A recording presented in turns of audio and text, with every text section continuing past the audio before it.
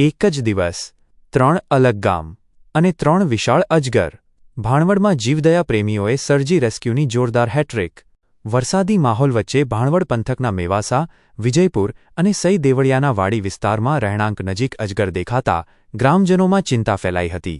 માહિતી મળતાં જ એનિમલ લવર્સ ચેરિટેબલ ટ્રસ્ટના અશોકભાઈ ભટ્ટ સાથે મેરામણ ભરવાડ, અનિલ પરમાર, પરાગ પીઠિયા, વિશાલ ભરવાડ અને અક્ષય સૂચકની ટીમ તાત્કાલિક સ્થળે દોડી પહોંચી. ટીમે ભારે જહેમત અને સાવચેતી સાથે ત્રણેય અજગરનું સુરક્ષિત રેસ્ક્યુ કર્યું.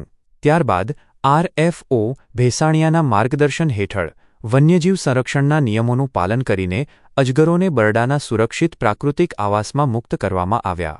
જીવ પણ બચ્યા, ગ્રામજનોનો ભય પણ ટળ્યો. ટીમની આ રેસ્ક્યુ હેટ્રિકને સમગ્ર પંથકની સલામ. આવા જ સ્થાનિક અને વિશ્વસનીય સમાચાર માટે દ્વારકા ટુડે સાથે જોડાયેલા રહો.